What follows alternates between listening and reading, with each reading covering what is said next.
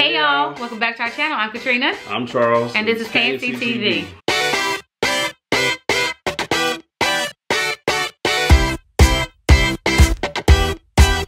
Alright, so today we got the story about the time when I got high.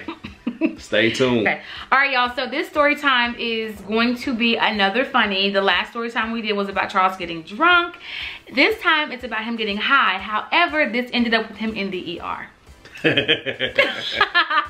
Dude, like, what the heck? All right, so we were in Texas. We had just moved here. Yeah, obviously, because we... Zara wasn't here or nothing. Like, it was November or early December. Relatively new to Texas at the time. Yeah. But I had a boy that lived here. Matter of fact, you stayed with them for a while. I stayed with them. Y'all seen them on this channel before. Yeah. Yeah. So, anyway, we were kind of at their house, just, you know, chilling, playing cards and, you know, whatever stuff you do when you're chilling. And my buddy, he had some fresh green, and it wasn't just regular schmegular, it was some straight up Kush. Now, you know, full disclosure, I have, you know, partaken before, but it wasn't anything special. It was just regular schmegular stuff. I never had, you know, any kind of Kush before. Big mistake. So my buddy and I were out there, you know, partaking.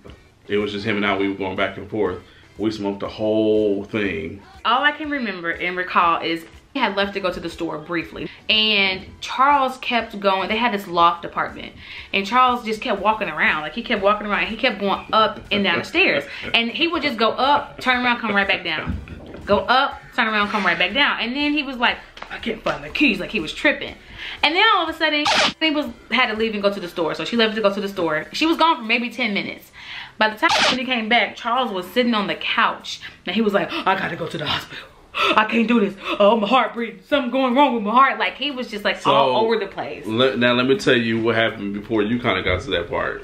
So after that took place, I'm sitting there like just sitting on the couch, chilling, and it starts really hitting. It starts hitting hard, and I'm like just freaking out, like, oh my goodness. And it felt like my heart was racing a mile a minute, even though it was not. Like, I had like a normal heartbeat, but in my mind it felt like that. It felt like I was getting ready to die. Like, I felt like, so I started walking around. He was holding his heart like, what's that man's name? From Stanford and Son? Oh yeah, Red Fox. Oh yeah, he was holding his heart head like that.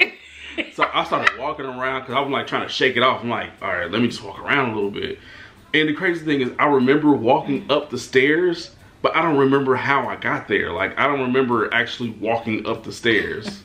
It's weird, but it was like crazy. So I kept walking up and down, trying to like shake it off. And I'm like, and so my buddy, he comes over to me. I'm like, dude, like, my heart is racing. Like, I think I might need to go to the hospital.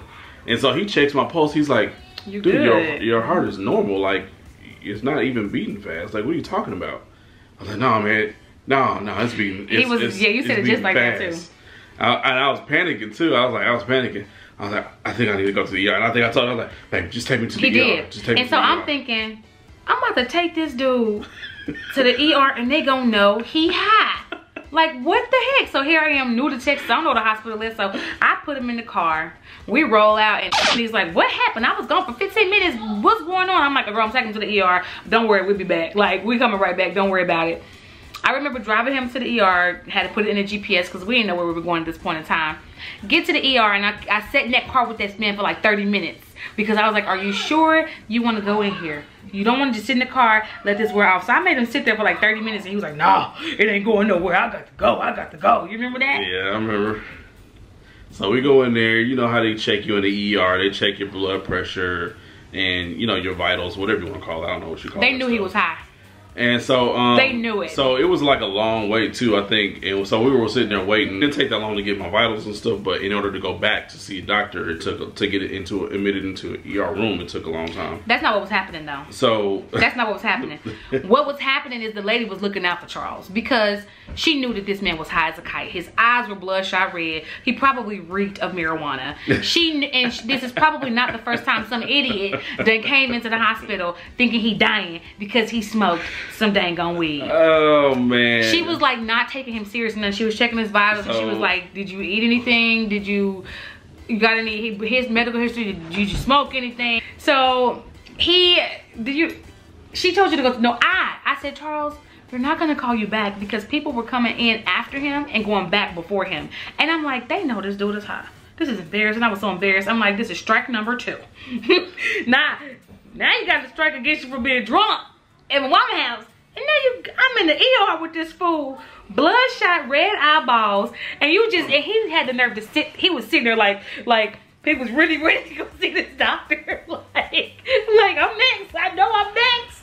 I know I'm next. So I went to the restroom. I made you go to the restroom. I like washed my face with some water, and I looked at myself. I was like, dang, my eyes is bloodshot. The color of my shirt, y'all. It was bloodshot. So I washed my face with some water, and then all of a sudden, it just was like, okay, I think I'm okay. I think I'm good. And I was like, okay, babe, I think I'm good. Let's just go. All I know is he came back out and he said, I think I'm good. You know, it's time that we can go ahead and go now. They never was going to call him back because they never took his name. They never took his ID. They never took his insurance information. They never checked this man in. They checked his vitals and told him to go sit down. Because you know why? They knew the dude was high. So yes, they saved you a bill because you never got billed for that and nothing ever happened. More to the story is if that ain't your thing, which that is not our thing, don't even touch it. Stay in your lane because then you're going to end up in the ER like this dude right here. I still get joked about that to this day. So. But it was funny though, babe. Like, it's funny now. It was funny the very moment we got back to the house though. Because when we came back home, you got dogged out, roasted. Bro. You got roasted so bad. For a while. Yeah, you still get roasted. That was funny though. Because you tripped out. You tripped out, bro. Big time. Yeah, I never had no Kush before. I didn't know how potent that stuff was. Well, honey, you tripped out so bad. We took it to the ER, came back and still roasted you. And to that day, I'm like, don't pick up another. You may as well just go tap, leave that alone. You know, do one of them ass on your butt. Well, you know what? Hey, you know, we all got stories. Anyway, that's it for now. Like, comment, subscribe, do all that stuff. And we'll see y'all next time. In the meantime, in between time to the next time.